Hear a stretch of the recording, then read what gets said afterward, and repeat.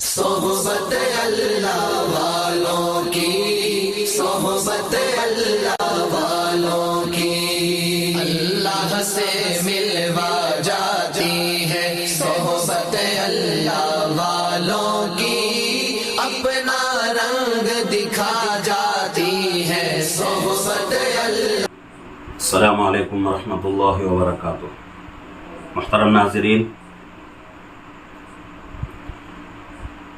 ضروری مسائل میں گزشتہ کا جو ویڈیو تھا اس کے اندر نماز کے شرائط بیان کیے گئے ہیں، اور اسی ویڈیو میں نے کہا تھا کہ آئندہ ایک ویڈیو انشاءاللہ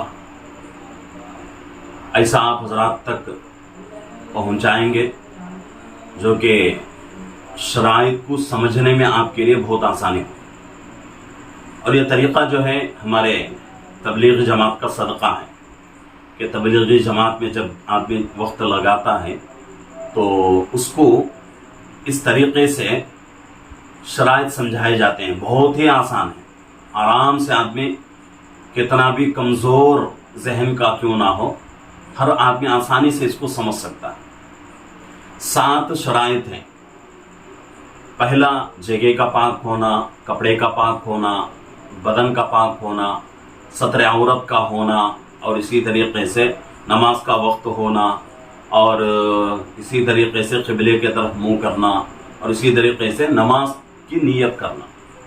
یہ جو ہے 7 شرائط ہیں۔ اب اس کو جو ہے آسانی سے سمجھنے کے لیے ہم جو ہے تبلیغی جماعت کا طریقہ اختیار کریں گے۔ پہلی چیز، جگہ کا پاک ہونا۔ یہ جگہ ہے، جگہ کا پاک ہونا، بدن کا پاک ہونا، کپڑے کا پاک ہونا، اور سطر کا ڈھکا ہونا۔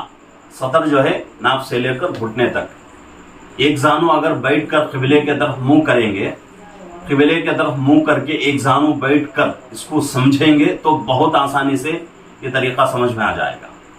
تو اب چونکہ میں ایک زانو بیٹھا ہوا ہوں، قبلے کی طرف تو رخ نہیں ہے، دوسری طرف رخ ہے، چلو اسی کو جو ہے فرض کرتے ہیں کہ قبلے کی طرف رخ کیے ہوئے ہیں۔ اب آسانی سے سمجھ میں آ جائے گا یہ طریقہ۔